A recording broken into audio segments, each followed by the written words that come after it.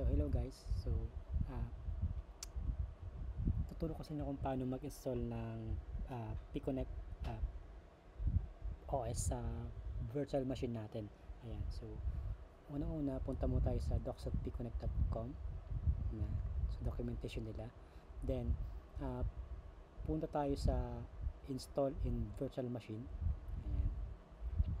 So first step, kailangan mo tayong i-download yung pre-installed Piconnect OS. Ayan. So download mo natin yan.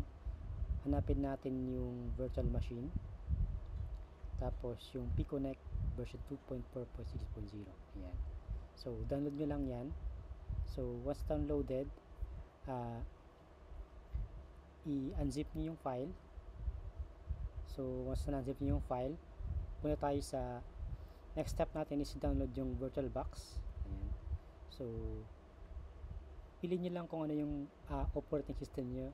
So Windows host, Mac OS, Linux.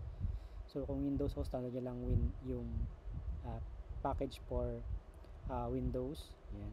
So after nyo ma-install yung download saka ma-install yung VirtualBox, so next step natin is import na natin yung Piconnect OS. Ayan. So una-una, open natin yung VirtualBox natin. Ayan. So sa VirtualBox natin, punta tayo sa file, tapos import appliance. Ayan.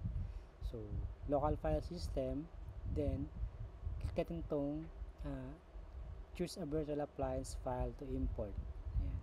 So hanapin natin yung download nating Piconnect OS. Ayan. So dito, ito yung download kong OS, Piconnect virtual machine, tapos yung version 2.4.6. Ayan, ito siya. Ayan. So ito siya. Dapat .ova yung extension name niya, .ova. Dapat siya, hindi .zip. So .ova dapat. So open natin yan. Yan. So ang next step natin is ito yung Piconnect, pangalan ko lang, demo na lang siguro ito. Demo. Ayan. So ang next step is dito sa MAC address policy natin, click and generate new MAC addresses for all network adapters. Ayan.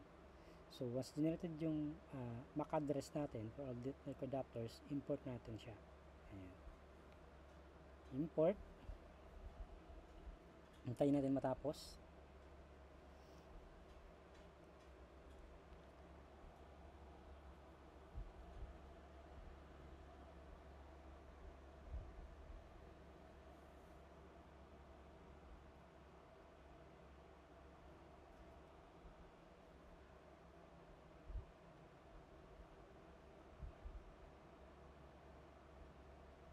Ayan. So once imported, ito na siya. So next step natin gagawin is punta tayo sa settings. Ayan. Settings, network. So ito okay na yan, ito yung magiging connection sa internet. Ayan. So tapos yung adapter 2 naman natin, palitan natin yung host only adapter to bridge adapter. Ayan. Tapos since yung laptop ko kasi nakakonect, may USB to LAN kasi ako nagamit, so hanapin ko yung interface ng USB to LAN. So basically nagsisimula sa EN yung mga network interface natin. So EN, ito siya. Ayan. So ayan. So click OK. Ayan. Once na okay na siya, i-start natin yung virtual machine. Ayan. Start. Hintayin natin matapos mag-boot yung OS natin.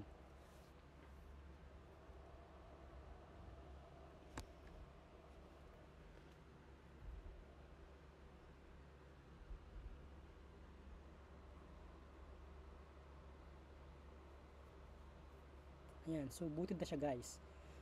Sorry. So okay na. So, nakaboot na siya. So para makita natin, ayan. So ayan. So ito pala guys, kailangan natin i-enable yung access point. Ayan.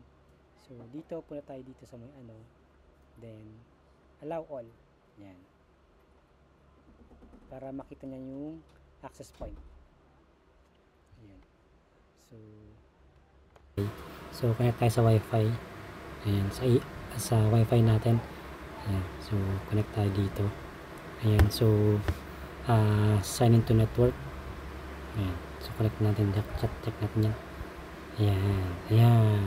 So, yun. Connect na tayo sa network, guys. So, try natin maglagay ng voucher muna. Ayan. So, internet. Ayan. So, lagay tayo ng voucher.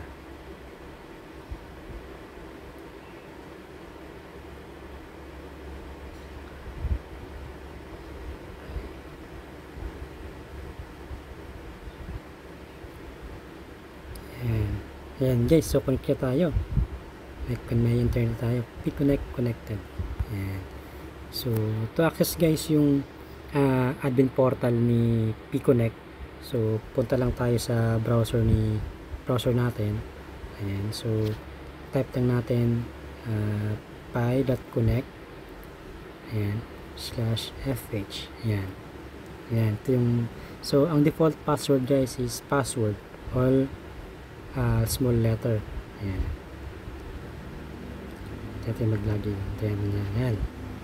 So, ito na siya guys. So, ito na yung admin dashboard ni. So, may wireless tayo.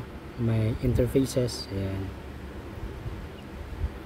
So, sa interfaces, pwede ka mag-create ng bagong network interface. For example, if you have multiple network interfaces sa PC mo, o kaya sa virtual LAN. So, ayun, i-create ka lang dito mag-add ka lang ng bago dito. Ayan. So, for example, yan. So, may ENP080. So, pwede ko mag-add ng another one. Ayan. So, assignment, manual, kapag gusto mong, act as router, for example, ito magiging piso wifi natin. Set mo sa static. Ayan. Tapos, add ka lang ng IP address. Ayan. Example 172.168. Ayan. So, ganyan lang siya guys.